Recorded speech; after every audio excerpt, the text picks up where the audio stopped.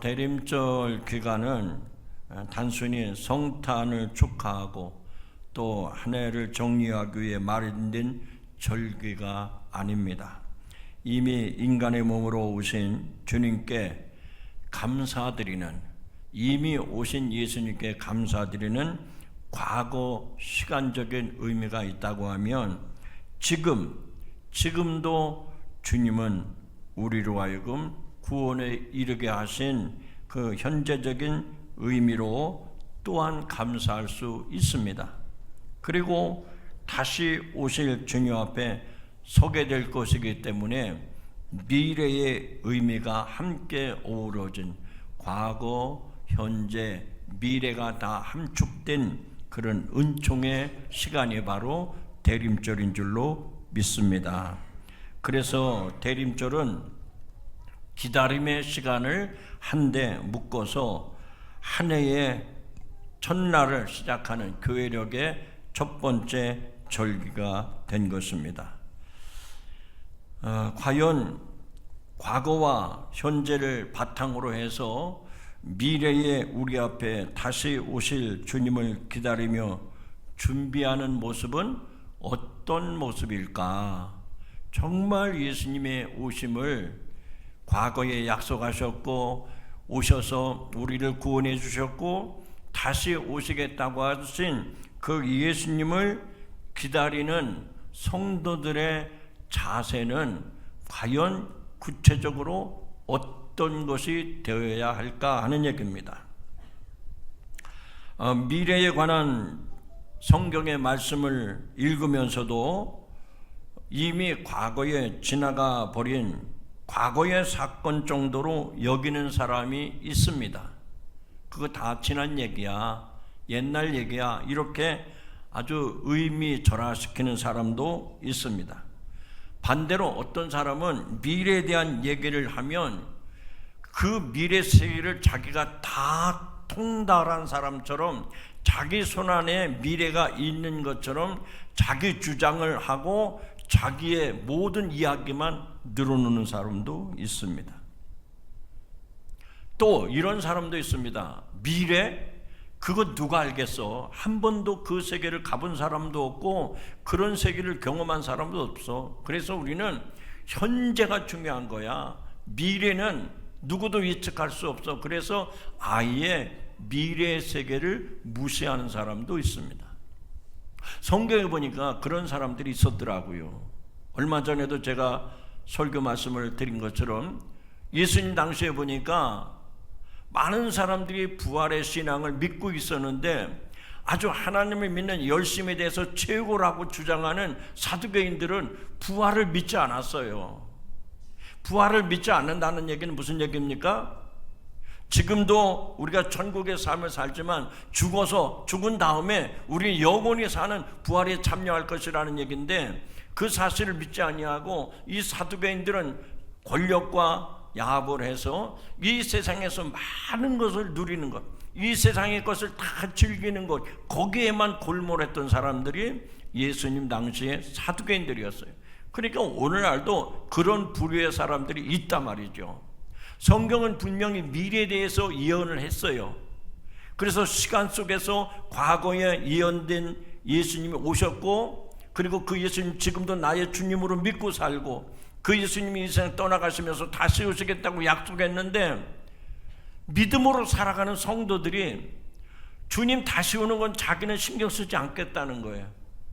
미래가 어떻게 펼쳐질지 그런 건 난 신경 쓰지 않겠다는 거예요. 이렇게 신앙의 세계를 무시하는 이런 어리석은 사람들이 지금도 참 많이 있습니다. 그래서 우리는 성경의 말씀을 통해서 미래에 대하여 우리 성도들이 어떤 태도를 취해야 하는지 오늘 대림절 첫 번째 주일을 맞이해서 깊이 묵상하고 오늘 말씀을 통해서 깨달음이 있기를 바라고, 그래서 여러분들이 그 주님을 맞이하는 온전한 성도의 삶이 되시기를 주님의 이름으로 축원합니다. 축원합니다. 사랑하는 성도 여러분, 이 학문의 세계에 보면 미래학이라고 하는 학문 분야가 있습니다. 그러니까 미래를 연구하는 학문 분야가 있다는 얘기입니다. 다양한 방법론을 사용해서 가능한 미래, 있음직한 미래, 그리고 선호하는 미래를 탐구하고 이해를 하고 이것을 통해서 현재의 모든 결정에 도움을 주고자 하는 학문이 바로 미래학입니다. 대표적인 학자로는 많이 여러분이 들어서 아시겠지만 엘빈 토플러가 손꼽힙니다. 그는 10년 전에 세상을 떠났는데 그가 쓴 책 제3의 물결은 온 세계를 뒤덮는 베스트셀러가 되었습니다.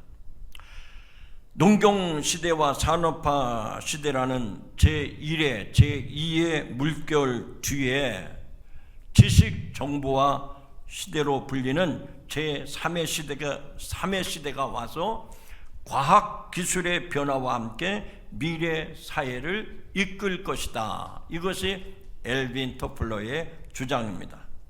그리고 그가 또 다른 책을 썼는데 후속작으로 권력 이동이라고 하는 책을 썼습니다. 즉 그 내용은 인류 사회는 지식이라는 정보를 가지고 고품질 권력의 수단으로 이동하는 변화를 예고했습니다. 좀 어려운 얘기인 것 같지만 쉽게 얘기하면 앞으로는 이 AI와 함께 지식을 누가 많이 가지고 있느냐, 그래서 그 지식을 정보를 많이 가지고 있는 사람이 권력이 된다는 거죠. 힘이 된다는 거죠. 그래서 그런 사람들이 앞으로는 선도해 가는 세상이 될 것이다. 그런데 그 말대로 지금 세상은 그렇게 이미 이어져 가고 있습니다. 엘빈 토플러가 미래학자로 각광을 받았었는데 그 후에 지금 생존하는 미래학자로는 레이 커즈와일이라는 사람인데 이 사람의 주장은 거기에서 더 진보했습니다. 사람은 인공지능이 출현해서 인간의 두뇌와 하나가 될 것을 예측함으로써 크게 주목을 받았습니다. 그가 저술한 책이 특이점이 온다. 제가 이 영어로는 좀 이렇게 읽어드리기가 어려운데 특이점이 온다라는 책을 썼어요. 특이점이 온다. 그것은 무슨 얘기인가 하니 우리 인간이 AI와 동시에 그 동등한 지능 수준을 갖게 될 것이다. 우리 인간과 함께 AI와 함께 똑같은 지능 수준을 갖게 될 것이다. 그렇게 예측을 했습니다. 2029년이 되면 앞으로 한 4년만 지나면 AI하고 똑같은 인간 지능을 갖추게 될 것이다. 그렇게 주장을 했어요. 그리고 2049년이 되면 그 AI 기능이 발달을 해가지고 이제는 사람이 죽지 않는 AI와 함께 공존하는 세상이 올 것이다. 아주 쉽게 얘기해 드리면 사람이 죽지 않고 영생을 누린 세계가 온다는 거예요. 여러분 2045년까지 잘 사시기 바랍니다. 그런데 이 레이 커즈와일이라고 하는 사람은 기독교 신앙인이 아닙니다. 믿음이 없는 사람이에요. 그렇다고 미래학이나 미래학자들이 다 조금 이상한 사람이다. 그렇게 여기시면 안 됩니다. 이 시대에 젊은 한국인 미래학자 가운데 하나님을 잘 믿는 그리스도인들도 많고 또 목회자이면서 미래학을 연구하는 사람들도 있습니다. 그래서 그리스도인으로서 그 책임과 사명을 다하기 위해서 미래는 더욱 깊이 있게 연구해야 할 대상이라고 보는 겁니다. 자, 그러면 오늘은 그런 현실 가운데 살아가는 성도 저와 여러분이 성경이 말하고 있는 미래는 어떤 것인가? 여기에 주목을 해야 됩니다. 세상의 학자들이 이렇게 저렇게 미래 세대를, 우리 앞날 미래에 대해서 예언을 하고 주장을 하고 있는데, 우리는 그런 것도 들어야 되겠지만 더 중요한 것은 성경이 미래에 대해서 뭐라고 말하고 있는가. 우리가 하나님의 백성이기 때문에 하나님의 말씀이 뭐라고 말하는가를 우리는 주목해야 될 줄로 믿습니다. 결론적으로 말씀을 드리면 성경이 우리에게 주시는 가장 귀중한 약속인 미래가, 그 세상의 학자들이 말하는 그 미래 세대가 실제로 우리 앞에 다가오고 있다는 겁니다. 미래학자들이 말하는 것처럼 그런 세상은 허망한 세상이 아니라 그냥 뜬구름 잡는 얘기가 아니라 그런 세상이 실제로 우리 앞에 오고 있음을 성경에서도 증거하고 있다는 얘기입니다. 그 구체적인 사건이 바로 대강절을 맞이한 오늘 우리들에게 주어진 말씀 속에서 확인해 볼 수가 있습니다. 오늘 그 첫 번째 주일, 대강절 첫 번째 주일에 확실한 미래의 약속을 성경을 통해서 확인하고 되새겨 볼 수 있어야 됩니다. 우리가 읽은 본문 말씀 가운데 마지막 구절 44절입니다. 이러므로 너희도 준비하고 있으라. 이러므로 그 얘기는 무슨 얘기인가 하니, 너희가 세상에서 학자들이 미래 세대가 이렇게 펼쳐질 것이다 얘기하고 있듯이 정말 종말의 때가 다가오고 있다는 겁니다. 그러므로 너희도 준비하고 있으라. 생각지 않은 때에 인자가 오리라. 주님도 그렇게 말씀했습니다. 성경도 그날이 다가오고 있다는 거예요. 그러므로 너희들은 깨어서 준비하고 있으라. 왜냐하면 생각지 않은 때에, 그날과 그 시는 언제인지 모르지만 생각지 않은 때에 그날이 올 것이라는 겁니다. 여기에 나타난 분명한 선포는 인자, 곧 우리 주 예수 그리스도께서 이 세상에 재림하신다고 약속하셨는데 실제로 오신다고 말씀한 겁니다. 이것은 온 인류가 믿는 자이든지 믿지 않는 자이든지 온 인류가 맞이하게 될 분명한 미래의 모습입니다. 그러면 사람들은 이쯤 질문이 하나 생깁니다.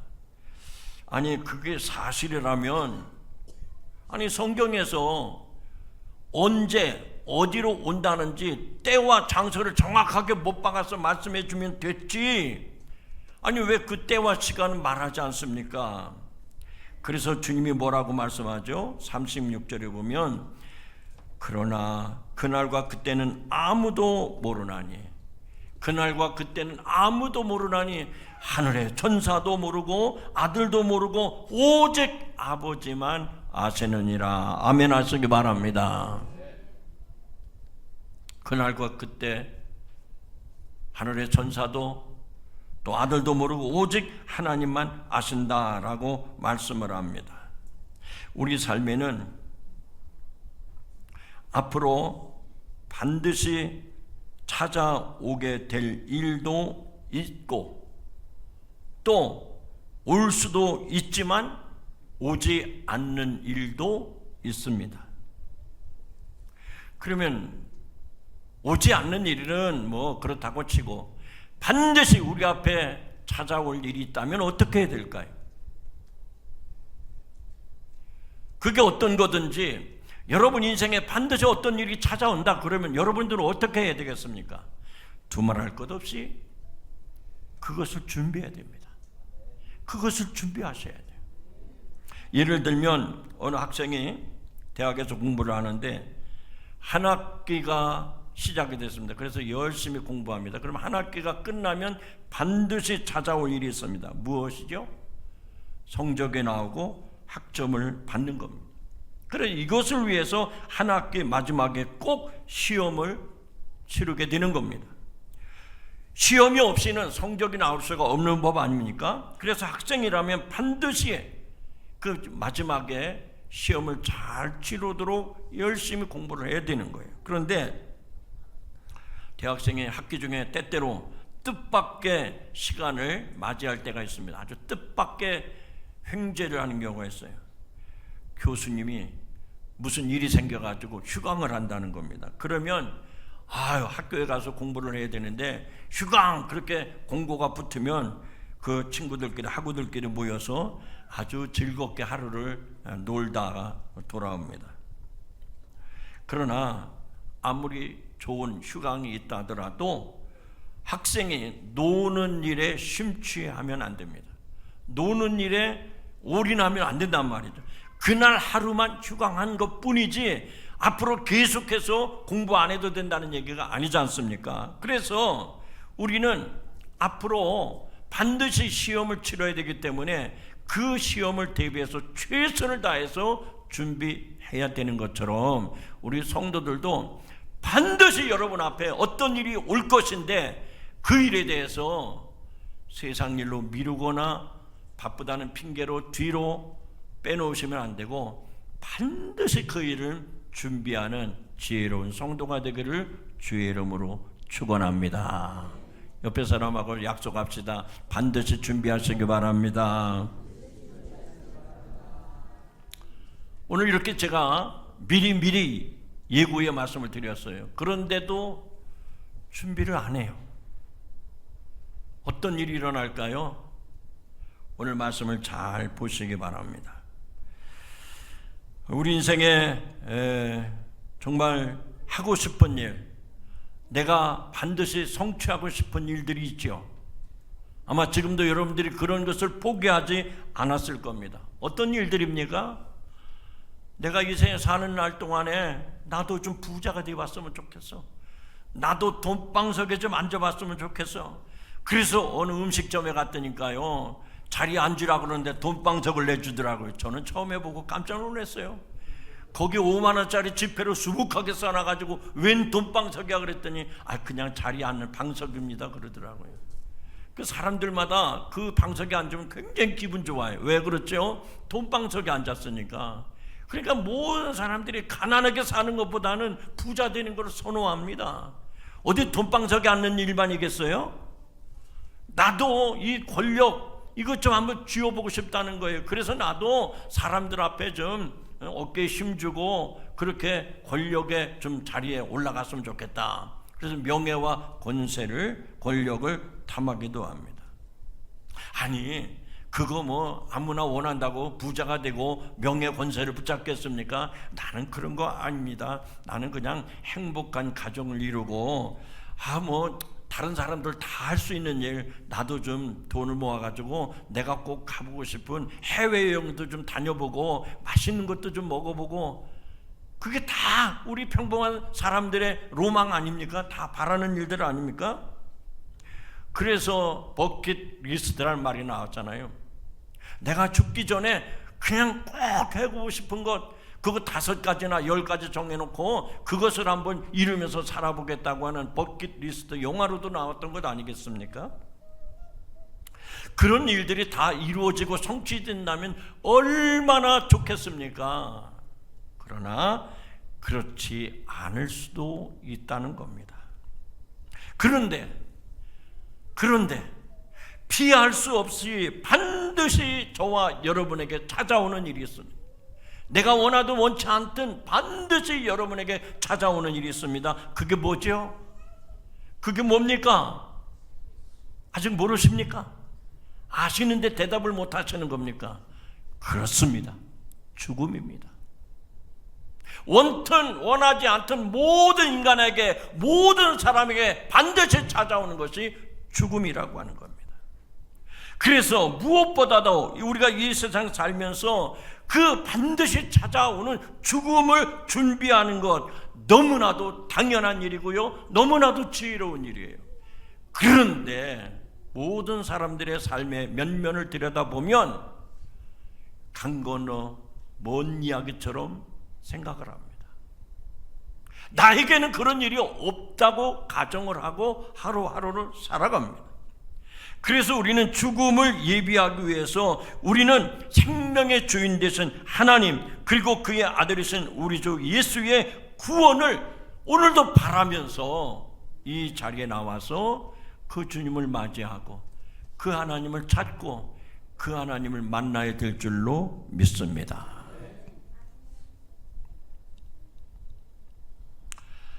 성경에 보면 예수님이 십자가에 못 박아 죽으셨습니다. 그리고 무덤에 묻히셨다가 3일 만에 부활하셨습니다. 부활하신 예수님께서는 많은 제자들, 많은 사람들에게 부활의 몸을 보여주셨습니다. 그리고 얼마 있다가 신령한 몸으로 승천을 하십니다. 근데 승천할 때 그 현장에 있던 두 천사가 예수님의 무덤에 찾아왔을 때, 부활의 현장에 찾아왔던 많은 사람들에게 두 천사가 예고한 말씀을 기억하십니까? 그때의 인자의 징조가 하늘에서 보이겠고 그 땅의 모든 족속들이 통곡하며 그들이 인자가 구름 타고 능력과 큰 영광으로 오는 것을 보리라. 오늘 마태복음 24장 본문 바로 앞에 나오는 말씀입니다. 그때가 언제입니까? 예수 그리스도가 하늘로 올라가셨지만 다시 오실 그때에 하늘에서 징조가 보인다는 겁니다. 땅의 모든 족속들이 통곡하는 날이 온다는 겁니다. 인자가 구름을 타고 능력과 큰 영광으로 오는 것을 오늘 예수님이 승천하신 것처럼 너희들도 보는 날이 오리라 라고 천사들이 예고를 했습니다. 그러면서 이 천사들이 뭐라고 말씀했습니까? 갈릴리 사람들아 어찌하여 하늘을 쳐다보느냐? 너희 가운데서 하늘로 올리신 이는, 이 예수는 하늘로 가심을 본 그대로 오시리라 하였느니라. 할렐루야. 어떻게 한다는 거예요? 예수님이 부활 승천해서 하나님 나라 보좌 우편에 영원히 천년 만년 거기에서 영원히 계신 것이 아니라 오늘 예수님이 승천하신 것대로 반드시 너희에게 다시 오시리라. 따라합시다. 반드시 주님이 오십니다. 여러분, 이 약속의 말씀을 우리가 믿음으로 받아들이면 오늘부터 교회력이 시작이 되는 대림절 첫 번째 주일은요, 그냥 늘 지내왔던 일반 주일과 같지 않습니다. 왜냐하면 예수 그리스도의 오심을 설레임으로 기다리게 되는 거예요. 아, 주님이 나를 위해서 하늘 영광, 하늘 보좌를 내려놓으시고 나를 맞이하기 위해서 주님이 오시는구나. 할렐루야. 기다림에 대한 감동이 없는 사람은요, 예수님의 재림에 대한 소망이 별로 없어요. 지금부터 한 40년 전, 50년 전 구정명절이 되든 가을 추석이든 명절 때가 되면 서울에 올라갔던 식구들이 다시 고향을 내려옵니다. 저도 그때 일을 기억하고 있습니다. 읍내에 버스 정류장에 나가서 지나가는 버스를 바라보고 있습니다. 서울에 올라가셨던 형님이 오나 정말 눈 빠지게 기다렸어요. 해전에 올까? 해가 진 어두운 밤에 올까? 혹시 여러분 기다려본 경험이 있으십니까? 애인을 기다렸다든지 군대 간 아들이 면회 오기를 기다렸다든지 그때의 감정을 한번 떠올려 보세요. 기다림이 없는 사람은요, 그 만남이 감격이 안 됩니다. 그러나 간절한 기다림과 고대하는 그런 마음이 있는 사람은요, 그 만남이 기쁘고 행복하고 즐겁고, 아멘 안 해도 저는 그렇게 믿습니다. 기쁘고 즐겁고 행복합니다. 할렐루야. 앞서 말씀을 드렸지만 이번 이 대강절은 1년을 마무리하는 한 해의 모든 것을 정리하는 그런 행사가 아닙니다. 성탄절을 전후해서 금년도 벌써 한 해가 마무리되는구나, 그런 성탄절의 마무리 단계가 아니라는 겁니다. 이 땅에 계시다가 하늘나라로 올라가신 예수 그리스도가 다시 오시는 강림하는 대림 기다리는 절기예요. 그렇기 때문에 어느 순간보다도 이 대림절은 우리 마음에 소망과 기쁨과 감동이 넘치는 절기인 줄로 믿습니다. 여러분, 단언컨대 우리의 죽음이 확실한 것처럼 주님의 오심도 확실함을 믿으시기 바랍니다. 그래서 주님이 다시 오는 때를 재림, 세상 말로는 종말, 세상이 끝나는 시간이라는 거죠. 더 엔드, 끝나는 시간이에요. 인간으로서 종말을 준비하는 것은 정말 지혜로운 일입니다. 정말 지혜로운 일이에요. 그 종말을 예비하는 방법을 가르쳐 주시기 위해서 오늘 주님께서는 구약의 한 가지 사건을 예를 들어서 말씀하고 있습니다. 그래서 우리는 그 구약의 사건의 이야기를 들으면서 도전을 받고, 그래, 내가 깨어 준비해야 되겠구나, 내가 기다려야 되겠구나, 이런 결단이 세워지기를 주님의 이름으로 축원합니다. 그것은 바로 노아 홍수 사건입니다. 노아가 살던 때 갑자기 홍수가 밀려온 것 같지만 갑자기 온 것이 아닙니다. 하나님께서 세상을 물로 심판하시리라 말씀하시고 120년을 기다렸습니다. 그리고 창세기 6장 13절에 보면 그때 노아에게 하나님이 말씀을 하십니다. 모든 혈육 있는 자의 포악함이 땅에 가득함으로 그 끝날이 내 앞에 이르렀으니 내가 그들을 땅과 함께 멸하리라. 어떤 대책도 없이 부들부들 떨고 있던 노아에게 하나님은 구체적으로 홍수 때에 어떻게 대비해야 할지를 정확하게 가르쳐 주셨습니다. 그래서 창세기 6장 14절에 보면 너는 잣나무로 너를 위하여 방주 배를 만들되 그 안에 칸들을 막고 역청을 그 안팎에 칠하라. 즉 쉽게 정리해서 말씀드리면 방주를 만드는데 작게 만들지 말고 3층 높이로, 큰 높이로 방주를 짓되 그 안에 칸칸을 만들고 심지어는 창문을 낼 위치까지 정확하게 가르쳐 주셨습니다. 그리고 그 방주는 저 바닷가 해변가에다 짓지 말고 저 산 꼭대기에다가, 아라랏산 꼭대기에다가 방주를 지어라. 왜냐하면 홍수가 내려가지고 온 지면을 덮을 때 그 배가 바닷가에 있다면 그게 다 침몰할 거 아닙니까? 그러니까 마지막 산에 덮을 때까지 그 배가 떠 있도록 산 꼭대기에다 방주를 지으라는 거예요. 여러분이 상식적으로 생각해 보세요. 배를 만들면 어디서 만들어야 됩니까? 그래요, 바닷가 가까운 곳에 가서 만들어야지요. 그래서 배를 만드는 조선소는 전부 다 바닷가에 있는 거예요. 그런데 하나님이 노아에게 아니 방주를 배 산꼭대기에다 지으라니까 이 노인 영감이 배를 산꼭대기에다 만드는데 그 당시 사람들이 보고 박수를 쳤을까요? 참 잘한다고 했을까요? 얼마나 비웃었겠습니까? 얼마나 무시했을까요? 저 노인 영감이 망령이 들어가지고 멀쩡한 날 저렇게 산꼭대기에 배를 짓는다고 얼마나 흉을 받겠어요? 얼마나 뒷담화를 했겠어요?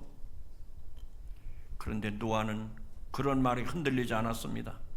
하나님이 반드시 물로 이 세상을 심판하실 것이라고, 그래서 홍수가 일어날 때 그 식구들이 구원받도록 배를 산꼭대기에 지으라고 했을 때 사람들의 비웃음에 개의치 아니하고 그 말씀대로 순종해서 방주를 완성한 줄로 믿습니다. 지금도 노아 홍수는 계속되고 있습니다. 제가 지난 목요일인가요? 지방에 갔다 왔는데 비가 그렇게 많이 온 줄 몰랐어요.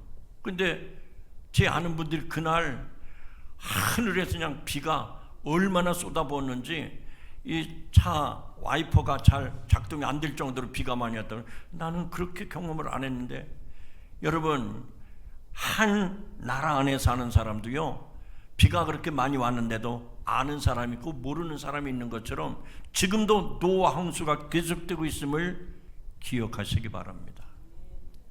여러분, 노아 시대는 홍수로 그 땅을 심판했지만 지금 우리 시대는 어떤 하나님의 심판이 있습니까? 물론 지금도 보니까 동남아시아에서 너무 폭우가 많이 와가지고 베트남이나 인도네시아 같은 데, 싱가포르 같은 데는 그 홍수로 많은 이재민이 나왔다고 그래요. 홍수뿐만 아닙니다. 지진이 일어나고 있습니다. 해일이 일어나고 있습니다. 각종 전쟁 그리고 전염병 등 재앙이 우리 앞에도 계속 지금 일어나고 있어요. 이런 이야기들은 그 당시 노아 홍수의 심판이 있었던 것처럼 오늘날 우리가 사는 시대에도 이 홍수와 같은 재앙들이 일어나고 있다는 겁니다. 그런데 그런 말씀을 들려주시면서 주님이 비유로 하신 말씀이 오늘 40절 41절에 나옵니다. 내용은 이런 겁니다. 두 사람이 밭에서 함께 일을 하는데 또 두 여인이 나란히 앉아 맷돌을 돌리고 있는데 같은 자리에 있으면서도 같은 상황에 있으면서도 한 사람은 데려감을 당하고 한 사람은 버려둠을 당한다는 거예요. 달리 말하면 그때의 사람들이 이 땅에 살면서 한 사람은 천국에 들어가는 사람이 있고 한 사람은 천국에 들어가지 못하는 사람이 있다는 거예요. 이거 어려운 말씀 아닙니다. 여러분, 이 성경 이야기로 그냥 이렇게 치부해버리면 안 돼요. 실제로 한번 적용을 해보세요. 같은 지역에 있는데 똑같은 일하는 현장이 있었는데 한 사람은 하늘로 올라가고 한 사람은 버려둠을 당하고. 여러분의 일터로 돌아갑시다. 여러분의 가정으로 돌아갑시다.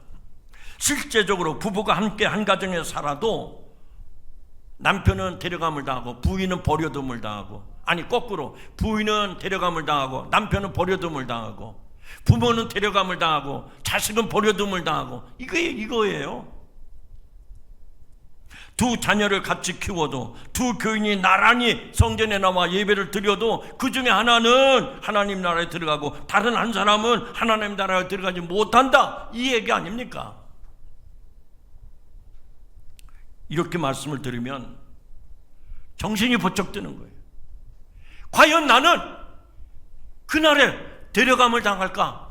하늘로 들림을 받을까? 아니면 이 땅에 남아있을까? 정말 충격적인 말씀이에요.